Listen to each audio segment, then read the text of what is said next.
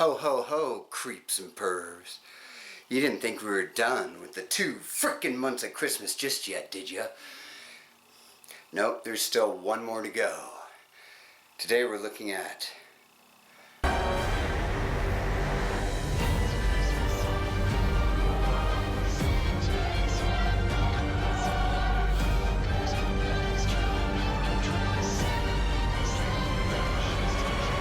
where else are you going to be able to find Santa Claus fighting zombie undead elves and William Shatner?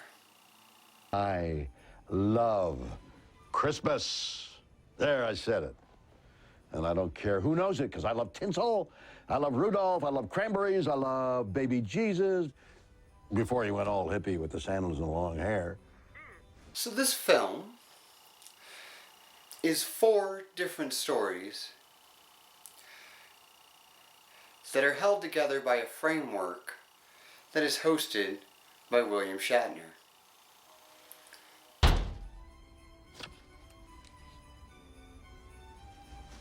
Wow, Norman. Susan, did you see that?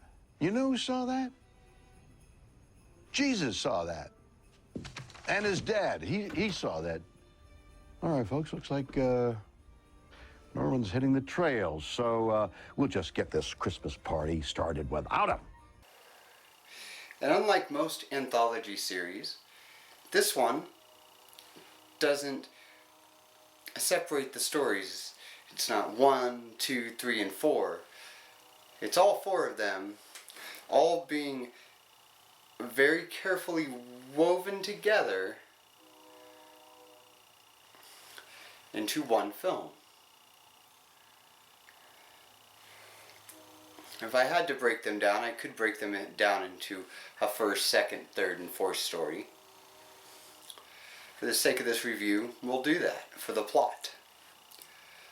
Our first tale centers around 3 high school students who break into their school on Christmas Eve to investigate 2 murders that occurred the year before. Quicker than you can say Jumpin' Jack Jingly Jock Frost, they're locked in the basement. School's not due to open for 2 weeks. Next we have the tale of the naughty police officer who ignores a perfectly posted no trespassing sign in search of the perfect Christmas tree. Once chopping down this perfect tree on private land and taking it home, he finds that his child has become creepier than shit. I mean, really, no joke. Kid's freaking creepy.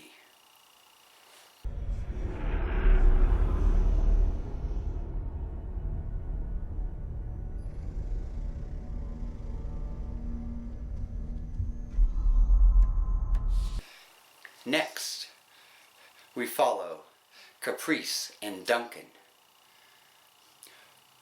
whom are forced to go visit mean old Aunt Etta so that their parents can grease that wheel. Etta has some wealth, quite a bit of it. That is something that Caprice and Duncan's parents are in serious need of. While at Etta's, the old woman warns of Krampus. Krampus boy, yeah. See, when a child loses his Christmas spirit, Krampus comes, for Krampus is Santa's chateau. But unlike Santa, he takes instead of gives.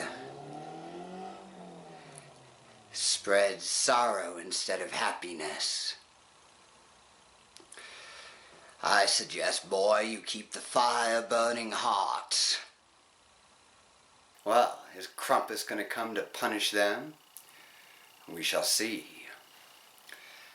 Last, but certainly not least,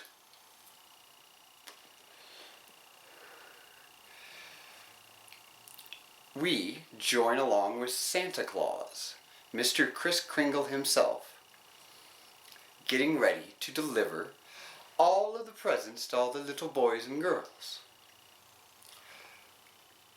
All of the sudden, he has to contend with foul-mouthed zombie elves. All of the elves have become infected and are now zombies, and they're after Santa's blood. Ever say another derogatory thing about Mr. Kris Santa Claus Kringle, I will knock the living shit out of you. He's dealing with a time limit on delivering the presents and has to come face to face with Krampus himself. I knew it. Krampus. Vile enemy of Christmas.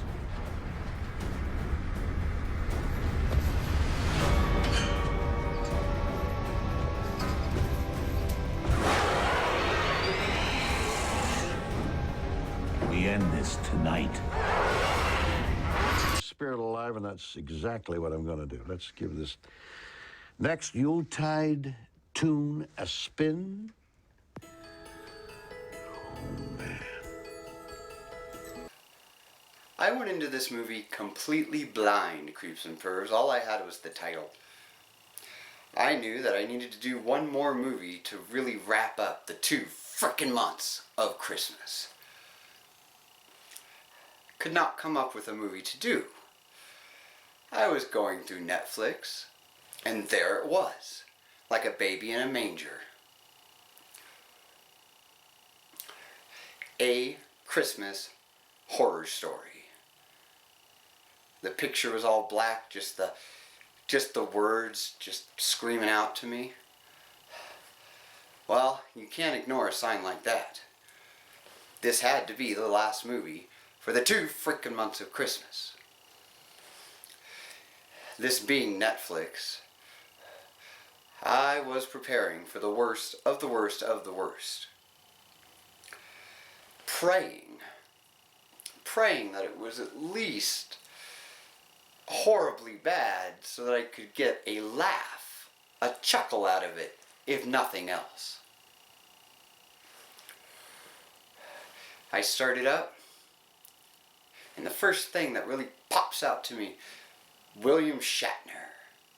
Yes, William Captain Kirk Shatner. Well, right away I knew that I was definitely going to get a laugh out of this film, because William Captain Kirk Shatner does horrible, cheesy acting so awesomely, wonderfully great.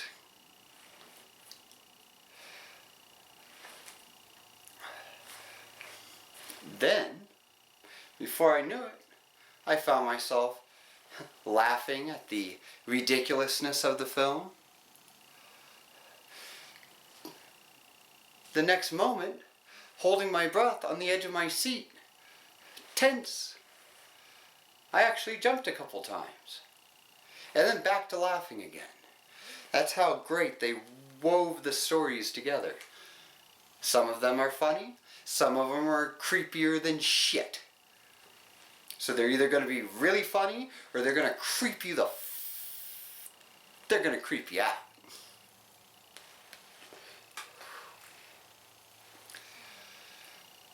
This film does what a horror film should do.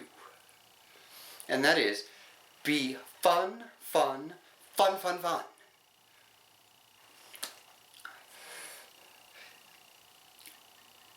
I felt like I was on a haunted roller coaster ride. It would scare the crap out of me, then it would make me chuckle, and they would scare the crap out of me again. Never once was it boring. The pacing was great. And then when it was over, you were like, that was a good ride. I almost want to go again. I think I might go on that ride again, Creeps and Pervs.